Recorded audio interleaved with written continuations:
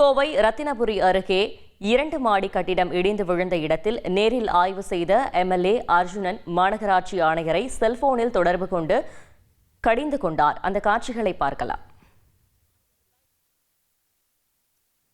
அந்த சங்கனூர் பள்ளத்துக்கு நான் எத்தனை வாட்டி சொல்லியிருப்பேன். கலெக்டர் டைம் பெட்டிஷன் கொடுத்தேன். சார் என்ன சார் ரொம்ப ஓவரா அந்த வேலை பார்க்குற இன்ஜினியர் ராஜேஷ்ங்கிறோம் அவ்வளோ ஓவரா நான் அப்படித்தான் எந்த கலெக்டர் வந்தானே எந்த மந்திரி வந்தாலும் நான் எனக்கு அதிகாரம் இருக்கு. நான் அந்த பில்லர் ஒரு ஸ்டாண்ட் நமக்கு இது இப்படி விழுந்துருங்கிறது தெரியும். அப்போ அதுக்கு முதல்ல அந்த இடத்துல ரீட்டைனிங் கட்டிட்டோட பண்ணியிருக்கேன். நான் பல தடவை சரவண்ட சொன்னேன், மண்ணை போட்டுட்டே வா, அப்பதான் அடுத்த கிராபிக்ஸ் டிசைனிங் பத்தி ஒண்ணுமே தெரியாதா? ஆனாலும் நீங்களே அது எல்லாத்தையுமே டிசைன் பண்ணலாம். நம்மளுடைய ஃப்ரீடம் ஆப்பை டவுன்லோட் பண்ணுங்க. கேன்வா பத்தின எல்லா விஷயங்களையும் தெரிஞ்சுக்கோங்க. இது குறித்த கூடுதல் தகவல்களை செய்தியாளர் ஹரிதாசிடம் கேட்கலாம். ஹரிதாஸ், வணக்கம். இது தொடர்பான முழு விவரங்கள்.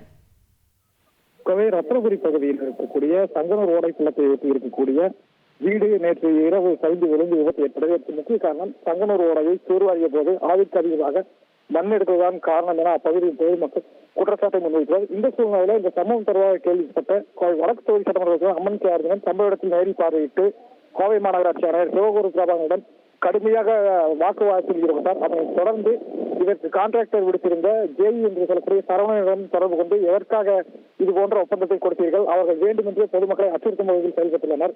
பொதுமக்களிடம் உன்னால் என்னை ஒன்றும் செய்ய முடியாது என்பது போன்ற பல்வேறு வாக்குவாதங்கள் ஈடுபட்டனால் அவர்களுக்கு யார் அப்படி தைரியம் கொடுத்து என்று வாக்குவாதத்தில் ஈடுபட்டார். இந்த நிலையில தனது வீட்டை இழந்த சுரேஷ் என்பவர் ரத்னபுரி காவல் நிலையத்தில் அந்த பணியில் இருந்த சூப்பர்வைசர் ராஜேஷ் என்பவர் மீது புகார் அளித்துள்ளார். அந்த புகாரில் வேண்டும் என்றே தனது வீட்டை இடித்து தள்ளியுள்ளார். அளவிற்கு அதிகமாக மண் எடுத்துள்ளார். 1 மீட்டர் என்று கூறிவிட்டு 20 அடி அளவிற்கு மண்ணை எடுத்ததால் தான் எனது வீட்டை இழந்ததாக புகார் அளித்துள்ளார். இந்த சூழ்நிலை இது சம்பந்தமாக கோவை மாநகராட்சி ஆணையாளர் சிவகுரு பிரபாகரன் நமக்கு பிரத்யேக தகவல் அளித்தார். அதில் அவர் கூறியிருப்பதாவது கிட்டத்தட்ட 10க்கும் மேற்பட்ட முறை அந்த பகுதியில் இருக்கக்கூடிய மக்களுக்கு நாங்கள் நோட்டீஸ் அளித்திருந்தோம். புறம்போக்கு நிறுத்தியிருக்கிறீர்கள், வேறு பகுதியில் செல்லுங்கள், இந்த பகுதியில் ஓடைக்கு வரும் பணி நடைபெற்று வருகிறது, அதனால் உங்களுடைய வீடுகளை வேறு பகுதிக்கு மாற்றிக் கொள்ளுங்கள், உங்களுக்கு வேறு இடத்தில் நிலம் கொடுக்க வழிவகை செய்யப்படும் என்று கூறினார். இந்த நிலையில் இருந்த போதும் ஒரு சிலர் அந்த வீடுகளை காலி செய்யாமல் அங்கேயே இருந்து வந்துள்ளார். இந்த நிலையில் தான் இந்த விபத்து ஏற்பட்டுள்ளது.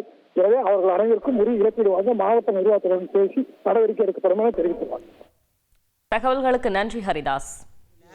அந்த இந்த பில்லர் மட்டும்தான் இருந்துச்சு. இந்த பில்லர்ல கொக்கி போட்டு இழுத்தா வண்டிக்கு நான் வீட்டுக்குள்ள நின்னேன். வீட்டுக்குள்ள என்னன்னு ஒரு 10 நிமிஷம் தான் வெளியில வந்து இவங்க 2 பேரும் சாப்பிட்டுக்கிட்டு இருந்தாங்க.